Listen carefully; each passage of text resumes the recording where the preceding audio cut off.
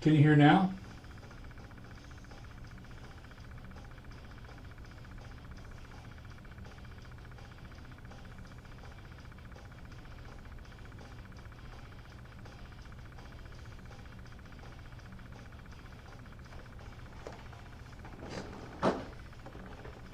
Let's see.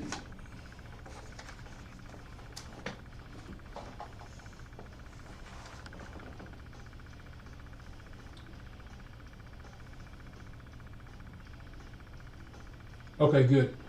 I just hadn't transitioned the audio piece over. All right. You guys just chat in and let me know if it starts sounding fuzzy or anything like that.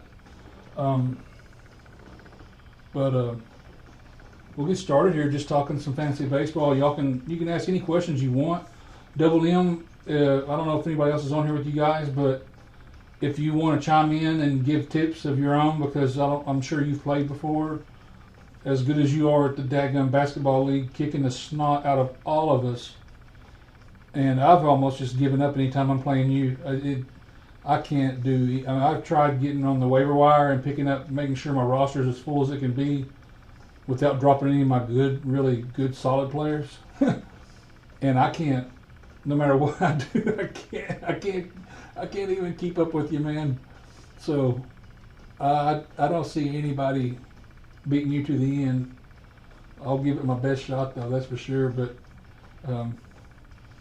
I might get knocked out the first round. I get distracted at work and forget to set my lineup. Since it's a daily league, it's really hard for me because I get distracted real easy. And that's what I like about this league here. It's a weekly, and so you only have to you set your lineup Sunday night or Monday morning, whenever you want to do it. And once you set your lineup, you're locked in for that week. Now, you can make roster changes all you want after you set your lineup, and it won't take effect till the next week. So just know that I think the lineups lock 30 minutes before the scheduled first game of the day on Monday. So if, let's say, like Oakland is scheduled to play at 1 o'clock Central Time on Monday, at 12:30 Central, it's going to lock. Now, if they get a rain out and Oakland's game gets pushed back a few hours, that doesn't matter. It still goes off the scheduled start time. So just remember to have your lineups locked each week. And really, with this league, there's not a lot to, even if you forget, majority of the time, you're still going to have plenty of all your really good guys in the lineup, because you only have a few bench spots.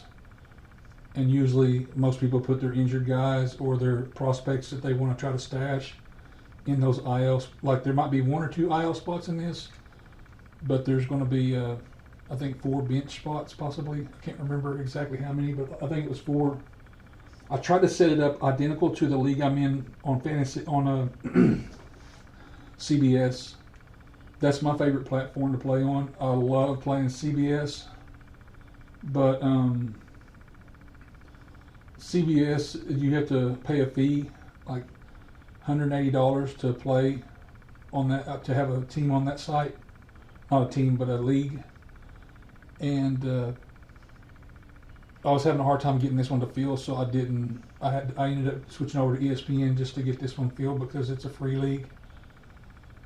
And hopefully everyone will like this enough this year, and we can switch over to CBS next year, because once you play on that app and that platform, you will understand why I'm so sold on it. Plus the resources that you get, it's just so easy to use. The resources are great. And that's what I'm going to start out with talking tonight about, is resources for you to turn to for fantasy baseball, like for all your notes or any type of tips you want each week. The best one that I found, that I've kind of, it's become like my Bible for fantasy baseball, and I listen to it every day. I don't ever miss it. And it's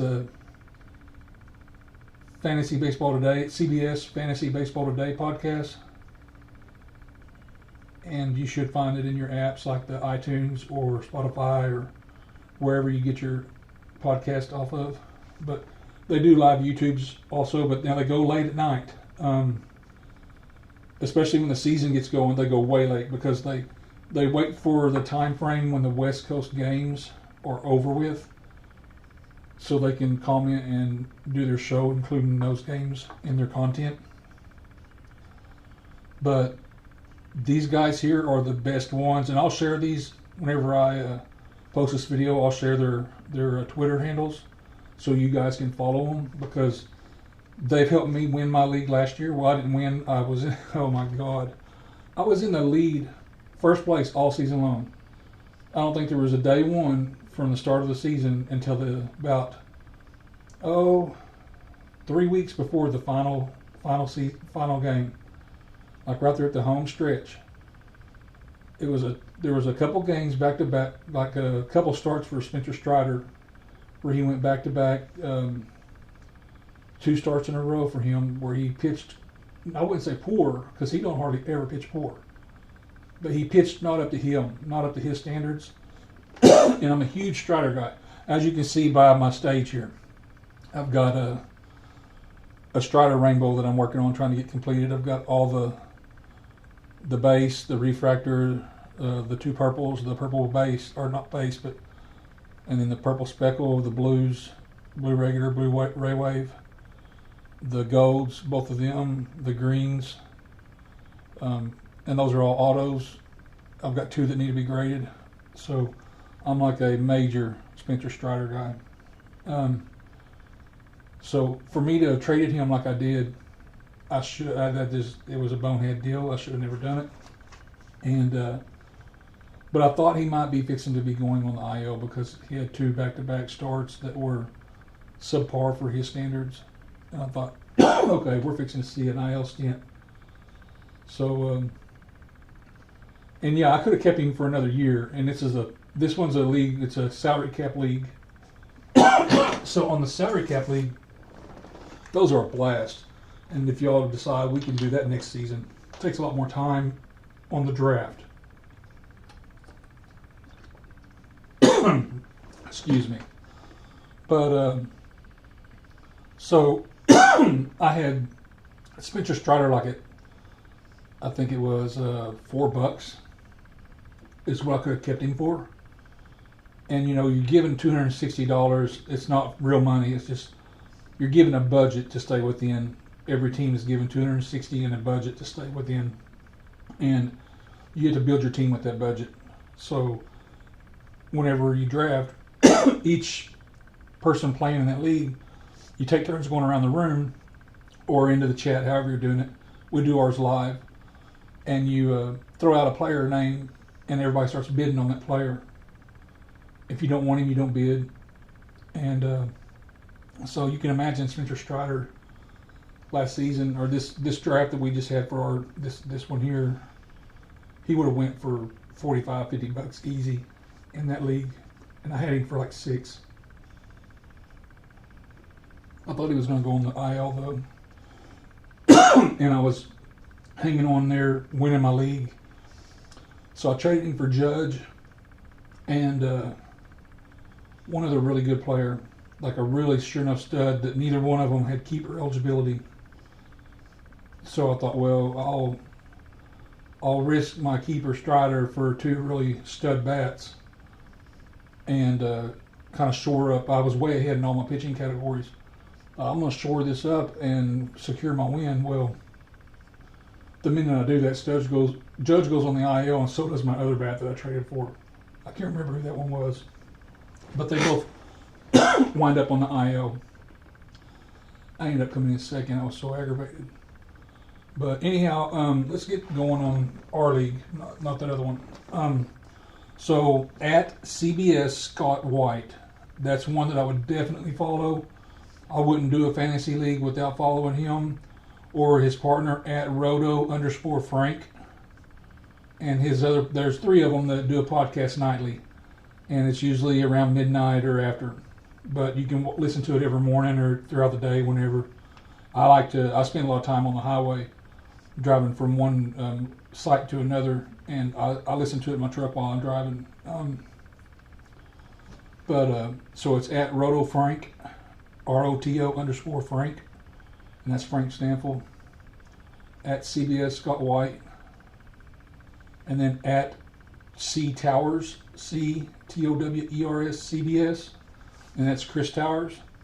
Those are 3 excellent sources for information. They go over players, like their underlying metrics, like their barrel rates and all this different stuff that you'll start learning about it, and learning about how it impacts their fantasy value, because just because a player's extremely hot in the hobby and in our world doesn't mean they're going to be valuable in fantasy. And these guys talk about nothing but, you know, how they bring value to the fantasy game. And most of their stuff is centered around rotisserie leagues, which is what ours is. A little bit of it will go over point leagues, which that's the one that Austin's got going on. So we'll be able to get some tips on point leagues with that also.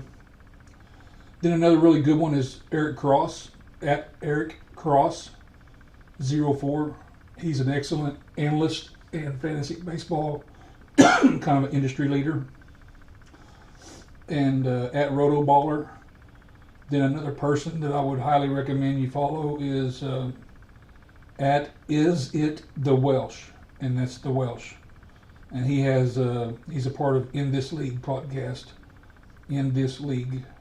So those are the resources that I recommend starting out with, and they'll have guests on, and you start following some of their guests, and you'll start catching on to all this stuff. But so what you're going to want to do is we're going to have 5 categories of hitting, 5 categories of pitching.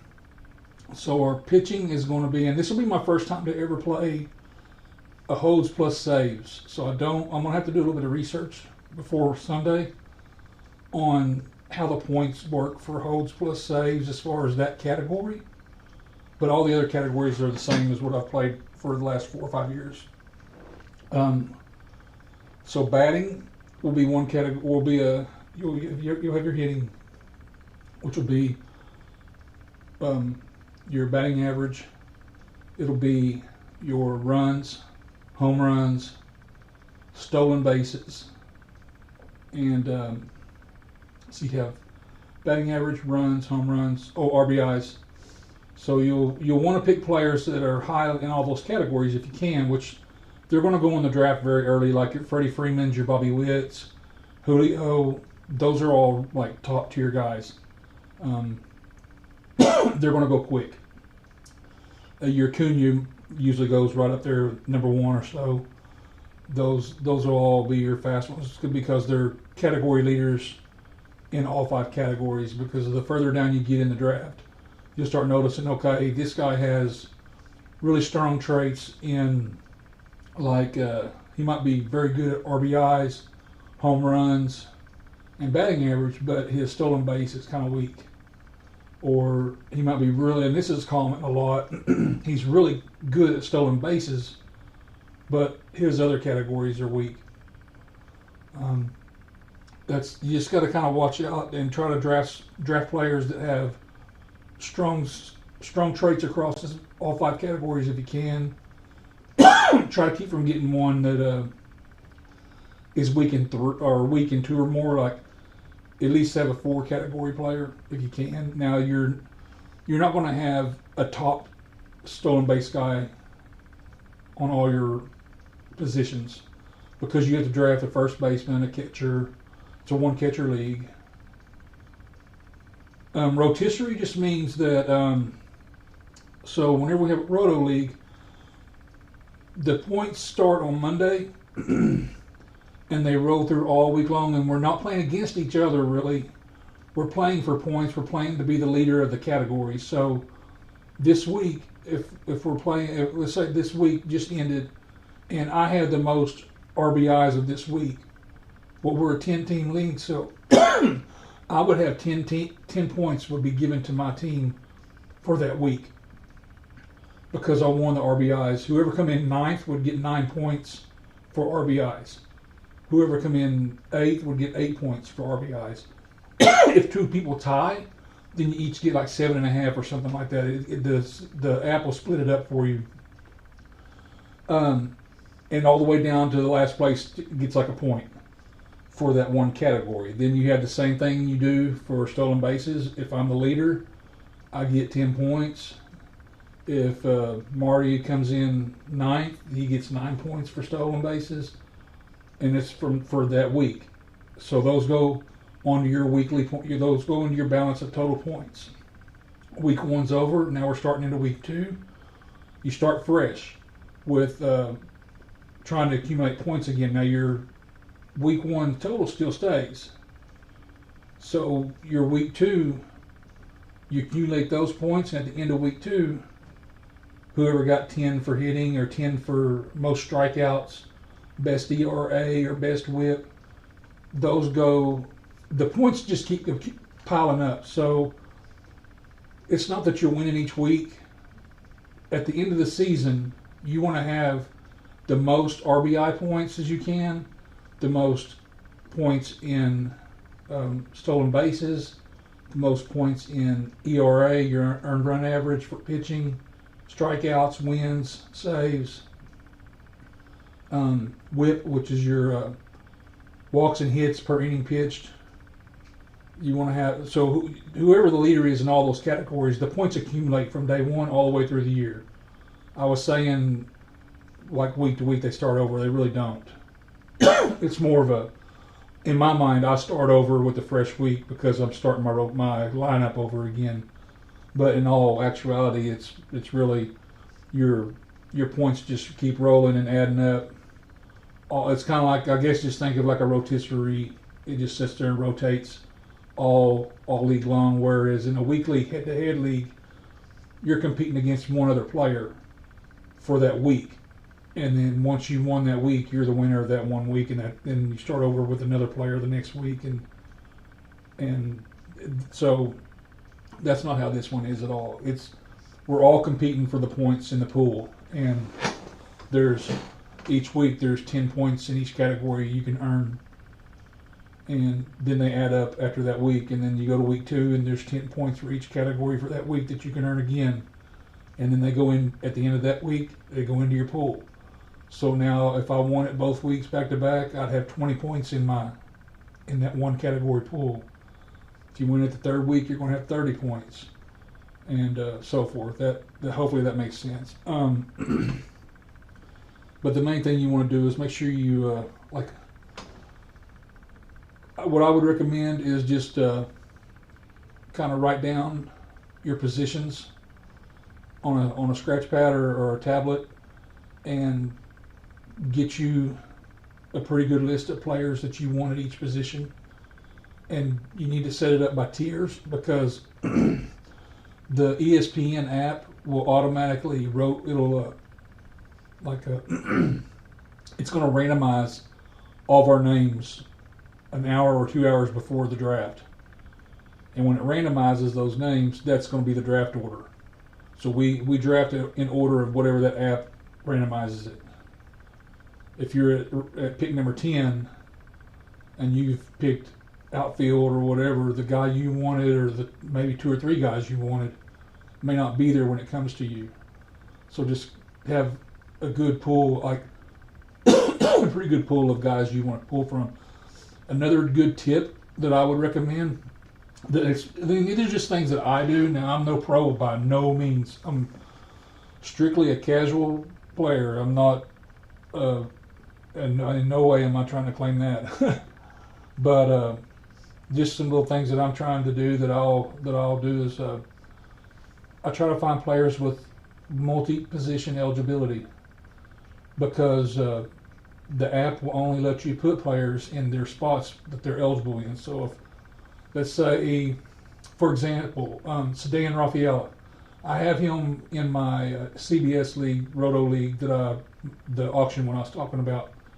Right now I think he's center field eligible. I don't think he's, I'm looking, I don't think he's second base yet, because they haven't had a season yet with him, but I think that's the only true. Here he is. So Yes, he's only outfield eligible. So on outfield, you're not picking a center fielder or right fielder or left fielder. You're just picking outfield, and you have 5 outfield spots to fill. So, and you'll have 5 active outfielders on your roster each week. You got to have a full roster, or you have an illegal lineup, and your points won't count for that week. So, you'll lose out on all the points for all the categories if you don't have a legal roster. So just make sure you always have someone plugged into that spot. Even if they're injured, if they don't play, from my understanding, on now at CBS that's how it is, but on ESPN app, I think it's the same way. If they're on the IL, but you don't have an IL spot for them, but you don't want to drop that player, you like them too much, you want to keep them, and just take a 0 for their individual stats, you can just leave them in your lineup, and you'll just get a 0 for them. That's all you'll get for that one player. But you just want to make sure you've got all your positions on your lineup filled each week by Monday, and don't ever take a goose egg because of something like that. And there's minimum innings that you have to have pitched by the end of the season, which as long as you always have an active lineup of pitchers, you're going to meet that inning deal. That's just set there to keep people from bailing out like by the All-Star break when it's the halfway point and you think, oh, I'm beat, I'm not going to be able to win. It keeps people from bailing and not playing anymore, and because you want your whole fantasy league to be active throughout the whole season. And that's why I like the way I did it this year with the break that I'm going to be giving away of the 24 Topps Chrome Hobby Box, because even the last place person gets a spot in the break. You'll have 3 picks. You'll have the 10th pick in round 1, round 2 when we do the break. You'll have the last pick of round 2 and the last pick of round 3. So even if you're down there at the bottom, there's some incentive to try to work your way at least up to 9 or 8 or something like that. So it kind of increases the likelihood that we're all going to keep playing this out till the end. There's no playoffs. It stops with the end of the season. So the last game of the regular season, it's over. And we'll be able to know who the winner is after that happens. And we can start getting our draft ready for the break. And if I can throughout the season, I'm going to add a few more things to that break, just because I want to make it a lot of fun for us. And so anyhow, let me look here. So what I would recommend also is I use the CBS app. I would download that app, or I would go on their website, because like I can click on my app, I can click on the rankings tab, and it gives me a consensus, which is what the computer thinks is going to win, and then what Scott White with CBS, Frank Stanfield with CBS, and Chris Towers with CBS. It tells you what those 3 guys rank. So like the consensus has Acuna ranked number 1, and this is in a ROTO draft.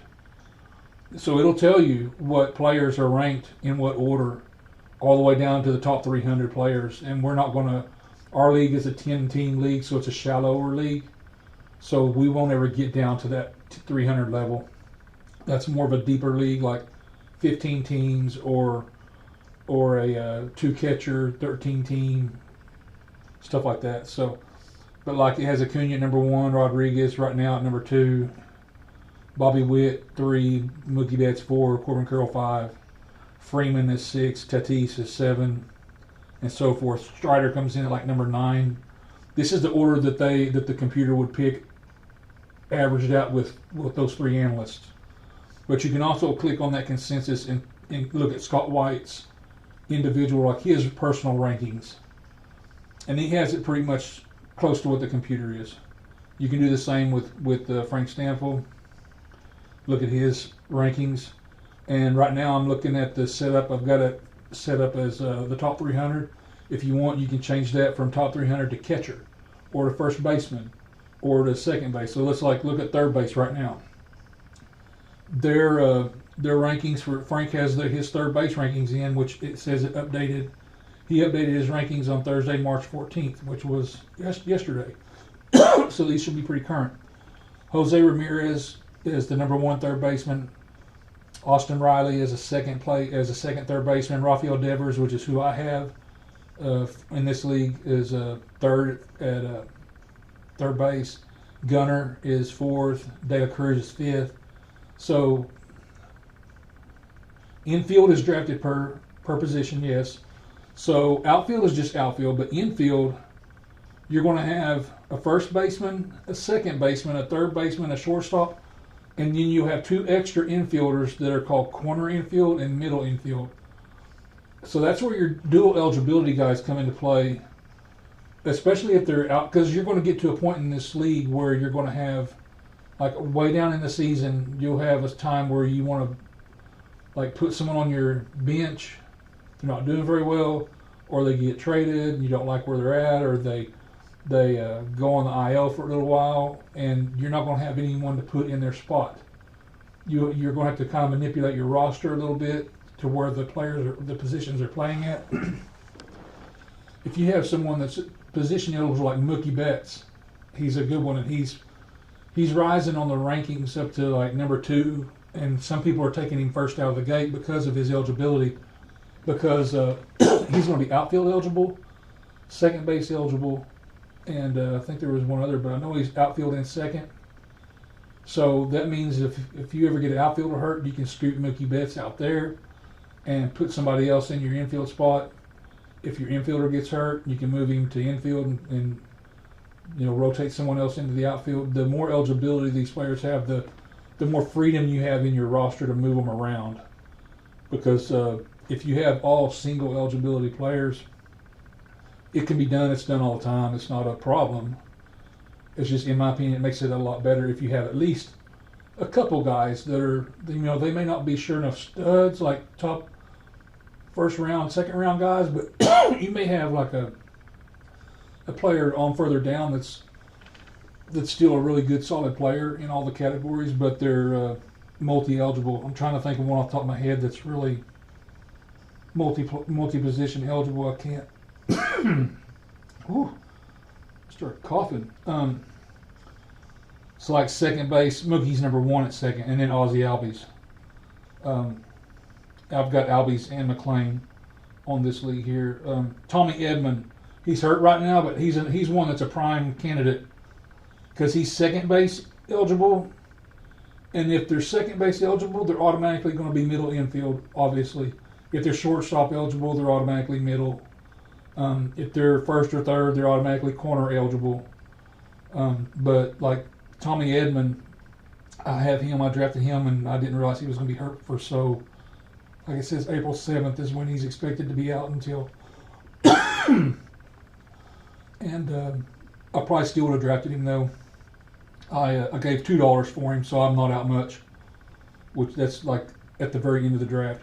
But he has second base, outfield, shortstop, so he can play all the outfield. He can play pretty much all the middle and both shortstop and second. So the only thing he can't go in at is corner or first or third. So he's a good one to have. That's a good example of a player to have on your roster that'll let you. So if I got an outfielder that gets hurt, but I've got Edman at shortstop, I can push Edman out to outfield. And if I've got a shortstop on my bench, I can put him in for that hurt person. And, you can manipulate your roster a little bit that way. But let's talk about your pitching categories real quick, because those can get, let me move my chat over so I can see all of what y'all are saying, because sorry about my cough, guys. Okay, I see it now. Where can I find if they're eligible for other positions? Okay, so like if you start doing like I do, and I use the CBS app for all my information, because they're just there's no one else out there that does a good as job as what the CBS guys do. You're not gonna, you won't find another group that does like these guys do. They're awesome. So and I'm not I'm just a regular old guy. I'm not affiliated with these folks at all, but they're great. So I would highly suggest following them. But Just because they're second base eligible on CBS doesn't mean that's how they'll be on ESPN or Yahoo or each app or each platform that has fantasy leagues has their own eligibility criteria. So on our CBS app, or I'm sorry, I'm going to switch over to our ESPN Baseball League so I can kind of talk about it a little bit and tell y'all. So you pull up if you have the app on your phone, which you need to get that done, surely you'll have that. Pull up that app. If not, you'll have it on laptop or tablet or whatever, PC or desktop. But so like I've got my team pulled up, the Boom Ballers, on that app. If I want, I can click Players. You got like at the top of that app, you got Roster, Results, Players, League, and that's where it stops. So if I click on Players, that's going to give me the list of all their top. That's how that one shows it to be rated by 2024's projections. So that's and underneath that person's name is their eligibility. So like underneath Acuna, it says outfield. Underneath Betts, it says outfield and second base. So he's got two positions of eligibility. Underneath Judge, it's just outfield and DH, which is a utility position. Same thing with all the way down until you get to, I'm trying to find the first one that's multi. Gunnar Henderson has shortstop and third base, so he's actually going to be corner, middle, short, and third. So the only position in the infield you can't put Gunnar Henderson at is first. So that would, in my mind, that tells me I would like to have him just because of how much eligibility he has. Now he's down here. It doesn't give me a pick number, but he's quite a ways down the list, honestly. But I guess just because of his stats or expected stats. And now you gotta be careful going off these expected stats because this is how like Statcast and these different computer systems expect him to go. They have Machado right underneath him, which is third base eligible only. Nico Horner second and shortstop. Every now and then you'll come across a really good player, Ha-Seong Kim, second, third, and short. But you'll come across one that's eligible across most of the infield positions and outfield where they use them as like a super utility. And those, if they're a really good player with good hitting skills, that's where you want to pick up those. Now, as far as what these hitters have out in the outfield, like if let's say Mookie Betts is playing second and he makes an error, has zero impact on his points. The only thing on these batters, on your hitters, the only thing that impacts their points is their production at the plate, and that's it. Pitchers, their production on the mound. This season, Ohtani's only going to be hitting, so there's no need to worry about his pitching stats. But now, if you want to keep him and you get him, most likely next season, and you'd be able to keep him for 2 years after this season, so you'd have another 2 seasons with him, and he would be pitcher and DH eligible. Now, the thing with that is unless they make a change in the rulings on these fantasy leagues, you have to designate before your lineup locks each week what position you want to play him at. If you want to play him at pitcher, or do you want to take his hitting points? And if you play him at pitcher, you're going to miss out on all his hitting points. If you play him at hitter, you're going to miss out on his pitching points. So you just kind of got to look at your roster needs and think, okay, am I falling behind in home runs? Do I need him to hit? Am I doing really good in pitching? Or am I falling behind in my pitching, but I'm doing okay on my batting stats? Where do you need him at that week? So there's, it's a lot. It sounds like a lot, but it's a whole lot of fun once you get going and start catching on to it. Your first couple weeks, you're going to be kind of like, I was lost. I didn't have a clue what I was doing, or I didn't know how the points or the ad drops. And if you I'll tell y'all right now, there's no waiver. So if you drop somebody, anybody out there, any other 9 players can pick that person up right then. So make sure when you drop someone, you want to drop them. There's no limits on how many times you can add or drop. There is a drop or deadline, which is in our league rules. If you go over to league beside players on the app, it'll tell you all the different little rules and dates and deadlines and stuff like that. But there's a trade deadline. But let's say I drop Spencer Strider, someone else can pick him up if they want, and you don't have to wait around to the waiver order. Someone else drops Acuna, same person that got Strider. If they see it first, they can go pick him up too. I mean, it's first come, first serve. Pick up who's dropped, or you can add anybody off the. Once we have our rosters locked after the draft, because this draft will get going, and it'll hit you pretty fast, or at least it does me. We get 2 minutes per pick, but let's say Double M, he picks at 11 o'clock. I'm just using the time frame as a reference point. Let's say he picks at 11, and he had 2 minutes on the clock, and his started at 11 o'clock, just for instance. And by 15 seconds after 11, he already had he knew who he was going to get, so he throws them out there and he picks them. The next person starts on the clock right then. It's not that each person's going to have, it's not that the first round of 10 picks is going to take 20 minutes.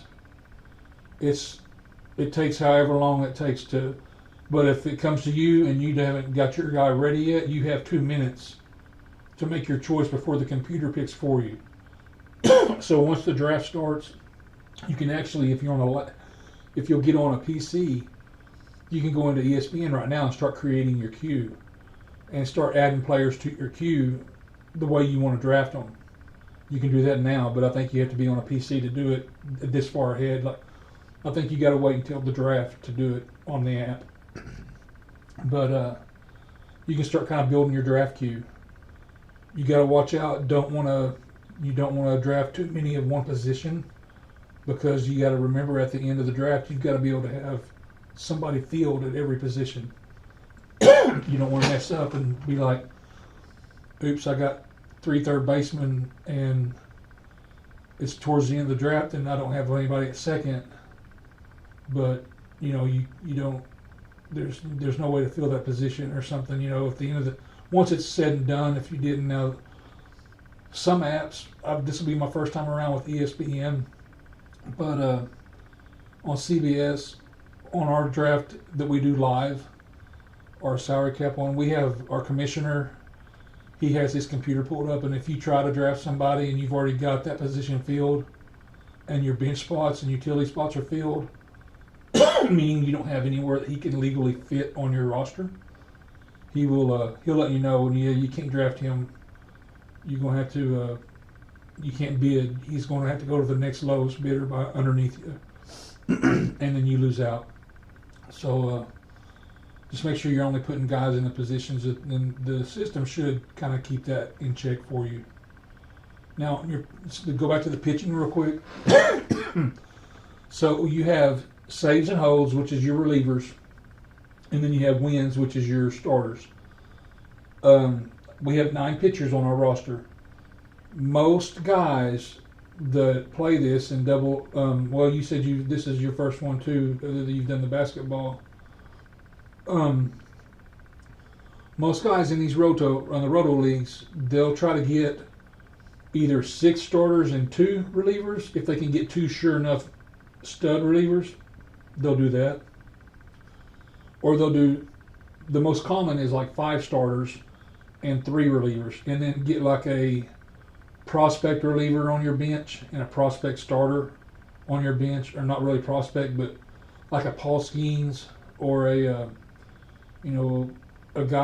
pitcher that, let's say Shane Baz is one. I got him on my bench in my IL in my salary cap because he's injured right now, but he's hopefully going to be coming back pretty soon and be really solid when he gets back. So I drafted him, and then whenever they opened up the ad drops, whenever that countdown began and we were allowed to start adding and dropping, I moved him to my IL.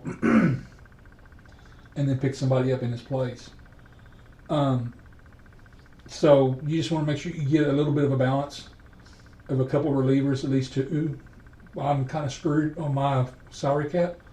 I kept Paul Seawald last season just because he was only $3 to keep as far as out of my budget, and I knew he would be going for a lot more than that because he's a really good closer, so I kept him. But I had it in my mind as I'm pretty well, I've got one of the better closers, or at least the top 10 closer, so I can focus more on starting, and I got distracted and I drafted all starters because on pitching you can set all 9 of them as a starter or a reliever, however you want to do it. You just got to know if you do that, you're going to be taking hits in other categories like wins and stuff like that. So if you take all starters, you're not going to get any saves. And you can't, it's hard to win a league when you come in dead last in a category. You almost have to win every other category to do that. So you don't want to do that. You can come in middle of the pack in a lot of categories and then win some and come out on top easy a lot of times. But coming in last in one, that's hard to make up for. But yeah, you just want to balance the pitchers. So you want to have your starters and relievers. Have you a few of them written down that you want to take, and if you guys want to DM me, I don't care if you put it in the group chat. You're welcome to do that. It's not going to bother me. It's just how private you want to be. You're welcome to DM me in an individual DM your email address, and I'll email you a spreadsheet of the roster lineup, and you can print that off, or you can just if you have Excel on your computer or however you want.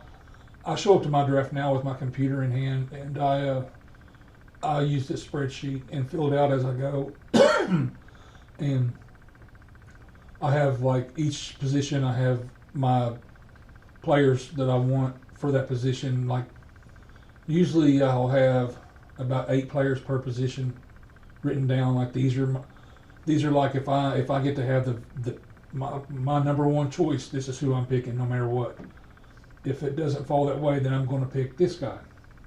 And then when it comes to you pick whoever you want at what position, if whatever's available. So that's just some strategy to kind of be prepared.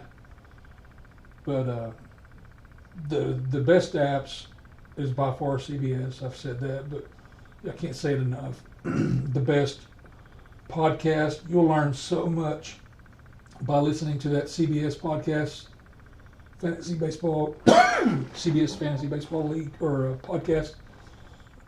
Sorry, man. But trying to think if I've really forgotten much. I'm sure there is. If y'all have any other questions, go ahead and shout them out while I'm trying to think and look through my phone to see if I have any. I'm trying to think of scenarios that might come up. Trades. You can submit a trade to another person. Like I can hit up Pug Monkey and say, hey, do you want to trade me Paul Skeens, because he's a big time Padre fan, for Spencer Strider, because I'm a big Braves fan. I'm just using them as examples. And if he says yeah, then the trade goes through. Now, the way this league is set up to prevent collusion, so like if me and a relative, like if I had a brother that was planning this with me, or if I had a dad or something that's planning it with me, well, let's use Pug Monkey for example. Him and Ray, two people in the same household, or Marty and your son, that's the same scenario. If, let's say, one of y'all are like right there at second place, about ready to win the whole thing, but the other person is way down like 9th or 8th, and you trade, the person who's in 9th or 8th has like one, let's say they have Ronald Acuna, but the rest of the roster kind of stinks, but they do have Acuna, and you're behind in batting average and RBIs and you need a little bit of boost. Well, if you take like a really crummy trade, like send let's say you was to send your son Waldichuk, one of the A's lower end pitchers, or someone like I'm scrolling through here so I can come up with a name that would. Let's say you send like a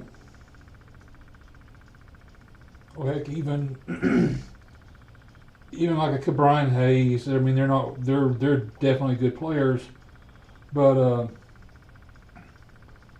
like a Jeremy Pena, or a second-rate player to your son for Acuna, then it's kind of obvious what's happening there. Is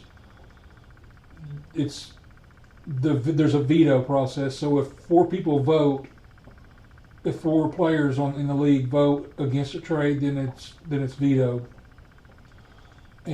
But I've never seen that happen in any league I've ever been in. Yet to see it happen. That's something that's kind of extreme, and I don't foresee it happening in this league at all. I'm just saying that there is that option out there. It's to prevent collusion and for like one team to tank and give all their stuff over to one other team to help them. It's try to keep everything on the up and up and the fair. But other than that, just kind of really, you're going to pick one catcher. Catchers are probably the least position. You don't want to spend a lot of money on a catcher because now I say that, but Rutschman and JT Realmuto, those two would go pretty high. I see ESPN has Rutschman as the number 1 catcher, and Realmuto's not down until number 4. But he has a lot of steals. Of course, now that's another thing is CBS statistics. Not CBS. I'm sorry. ESPN stats default to points, to head-to-head. So when you're looking at these rankings on ESPN app, know that you're looking at head-to-head point leagues, not roto leagues like what we're playing. So I've got to look and see, since I've not done this on this app before, this is my first time playing in this league. They don't let me do it. I'm going to have to do some research on it. But that's another reason I would look at CBS, because at CBS you can switch it. You can look at all available players. You can look at the rankings for Roto, or you can change that Roto tab to head-to-head if you're in a head-to-head point league, and look at the rankings in that. But you want to be looking at Roto categories, because the rankings are different per league style. Because it's completely different style of play. I mean, you're still going to have your top players like the Freddie Freemans that are good in both leagues, but where one may be the first place player in Roto, they may be the 4th place player in points head to head.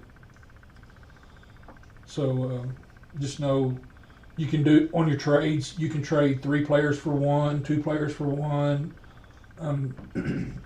Just know that you can reject a trade and it's not offensive. That happens all the time. I'm typically one. I don't like to do trades unless, like, whenever you're making a trade, the best way to make it a successful trade is to look at that player's roster and where they're at in the standings. And like if I look at Ray's stolen base, if I look at his league, at his team, and I see that he's needing some stolen bases to catch back up with, like, he's in 5th place, but if he could get maybe 8 more stolen bases in the next week or 2, he could probably jump up to like 3rd or 2nd. And I'm way ahead in that category of I'm in 1st place, but I've got somebody that's just stealing them left and right, and I'm like 10 stolen bases ahead of everyone else. I could offer Ray a stolen base player for if I'm needing like home runs, and maybe he has some, maybe he's leading the pack in home runs, or maybe he's leading the pack in wins for pitching, and I could offer him the stolen base guy for a decent pitcher. And you try to make the trade make sense. Try to make it to where, like, don't just go, okay, I'm going to offer him 3 middle of the pack players for his number 1 player. That's not how trades work. I mean, that's all. I don't do those at all. Some people may, but the best way to do a trade is to look at how it benefits you and look at how it can benefit the other person. Look at how it will hurt you and look at how it will hurt the other person, and try to make the trade where it makes the most sense for both of you. Now, there's always going to be a winner and a loser, or like a whoever got the most out of the trade type of deal. Not really a winner or loser, but you're always going to have one person that on one side of the trade gets a little more than the other, because that's the nature of a trade. But the thing is, it's got to make sense, or the person usually won't trade with you. So, but hopefully that explained everything. I'm hoping it did. I'm not sure. If you have any questions that come up at all, you're welcome to message me, and whenever I'm not working, I'll get back to my messages and answer you right away. If I need to, if there's enough questions that pop up, or if I think of enough stuff, I might do another short one of these, maybe tomorrow night or Sunday early before the draft. Our draft starts 5 o'clock Central Time on Sunday. But I would just recommend starting to kind of look through the player. I go to that CBS website and look through the player rankings on that site, and they do news. So like, I can click on, like right now, go to player news, see like the all players. Tells me Sonny Gray seeing hitters Sunday, so he'll be pitching against hitters on Sunday. Jordan Alvarez was unbothered by his foot, and you can click on that tab where it says that about Jordan Alvarez, and it'll tell you the whole storyline of that. Like I clicked on it just now, and there's a couple paragraphs of what that's talking about. That's just the title. So, like, see one here that looks interesting to read off. Oh, here's one that affects me because I got judged. The title is Yankees Aaron Judge not playing Saturday, and then it just tells you all about probably not going to play in Saturday's game and all this stuff. So, anyhow,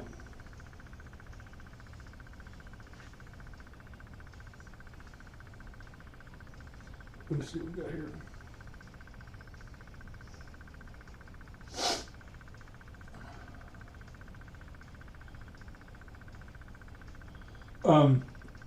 But no, I mean, that's it. That's all I have. So if you guys need anything else, shoot me a message on the DM. I would like, and I'll chat this out because I know Marty's already had to hop off. But if you need, I would like for each of us to introduce ourselves, just to kind of give a rundown of, a little bit about you, because I'm used to doing these things in person. We have a live draft, and it's auction style, and it's a lot of fun. Typically we'll have a bar, and it's a lot of fun. Just it gets interesting because you get some guys in there that like to spend money at the bar, and they'll start bidding, and they next thing you know, you'll have a 6th round third baseman going for $30 or $40 in a hurry, just because they get in a bidding war, and they're not going to let somebody outbid them, and they've been drinking a little bit. But so those can get interesting. But no, just tell a little bit about yourself. I'll jump on there and start it off with mine. But appreciate you guys. I'll talk to y'all more over the weekend, and see y'all Sunday at the draft. It's going to be a lot of fun. Y'all take care.